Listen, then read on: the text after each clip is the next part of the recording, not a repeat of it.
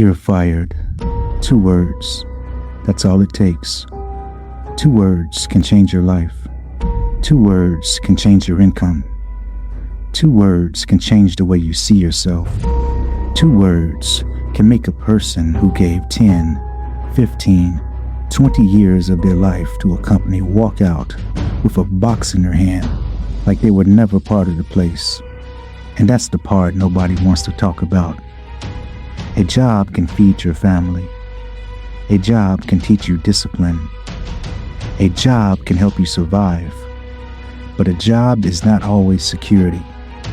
Because real security should not be something another person can take from you in one meeting. Real security should not depend on whether a manager likes you. Real security should not disappear because the company wants to cut costs. Too many times, people are living like their paycheck is permanent, when the truth is, most jobs only feel secure until they're not. That doesn't mean quit tomorrow. That doesn't mean be reckless. That doesn't mean disrespect the job that is helping you to pay bills. But it does mean wake up, because there is something very real about working a job that people ignore. You have to ask permission for your life. You want to attend your child's graduation? You have to submit a request. You want to be at the hospital when your wife gives birth. You have to check the schedule. Your child gets sick at school. You have to explain before you leave. A family member passes away. You have to prove you deserve to grieve. Think about that. Some of the most important moments of your life, moments you can never get back, still have to be approved by somebody else. And if they say no, you either miss the moment or you risk the paycheck.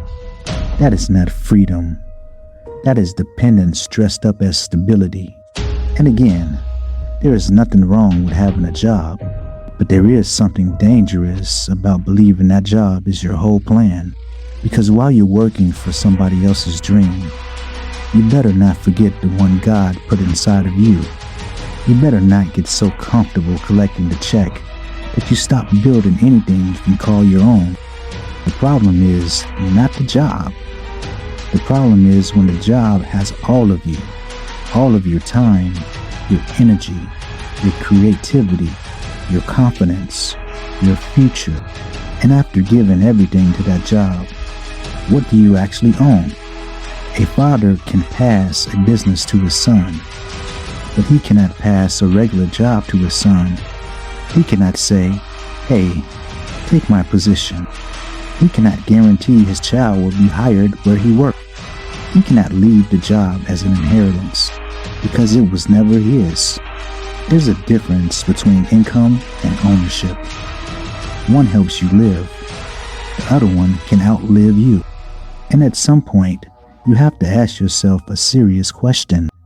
Am I only working to survive? Or am I building something that can remain when I'm gone? Because legacy doesn't just happen by accident. Legacy is built through sacrifice, through courage, through uncomfortable decisions, through something that scares you enough to make you grow. Most people have dreams buried somewhere inside of them. A business idea, a book, a brand, a skill, a message, a product, a service, something they always said they would do one day. But one day can become a dangerous place to hide. One day when I have more money. One day when I have more time. One day when the kids grow older. One day when I feel ready. What if ready is not something you wait for? What if ready is something you become while moving? Most people are not stuck because they cannot start. They are stuck because they are afraid to be seen trying, afraid to fail, afraid to look foolish, afraid people will laugh. That fear is real, but regret is heavier. There are people who will retire with perfect attendance and an empty heart because they were faithful to a job, but unfaithful to their calling. They showed up for the company, but they never showed up for themselves. They gave their best years to a place where they were replaced in 2 weeks. They missed school plays. They missed championship games. They missed family dinners. They missed moments with their children that their children will always remember. And for what? A plaque? A certificate? A retirement party with cake in the break room? Or sometimes, even after all of those years, they still do not have enough money to retire. So what happens? They take another job. They start working longer than their body wants to. They stay somewhere they no longer want to be because they need health insurance. They spend decades waiting for freedom, but only to realize it's not freedom if you can't afford to rest. That may sound harsh, but sometimes the truth hurts before it wakes you up. You were not created just to clock in and out, pay bills and die. There is more to you than routine. There is more to you than waiting for permission. But you have to be honest. Your dream will not build itself. Your idea will not become real just because you talk about it. You need a plan. You need discipline. You need skill. You need patience. You need to start small and stay consistent. Use the job. Use it to fund a dream. Use it to study a business. Use it to stack money. Use it to prepare your exit, not emotionally, strategically. Because courage is not reckless. Courage is not walking away with no plan just to prove a point. Courage is building while you're tired, learning after work, working on a vision before anybody sees it, saving when you want to spend, sacrificing entertainment for education to put your future back in your own hands. And maybe you don't want to start a business. Maybe your dream is music, speaking, writing, coaching, real estate, clothing, fitness, content. Start afraid. Start before it looks perfect.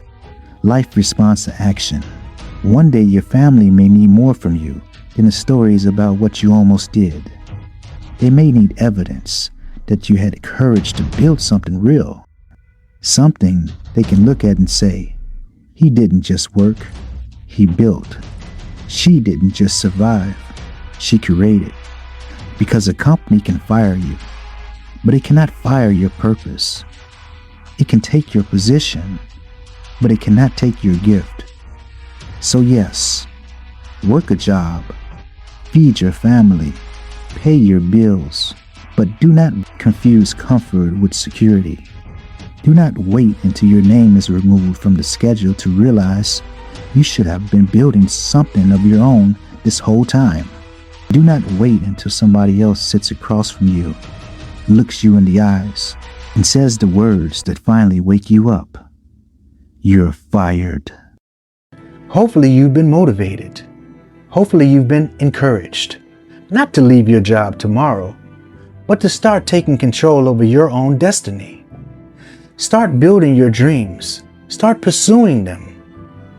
I'm Cabell, and I'll see you on the next one. Courage.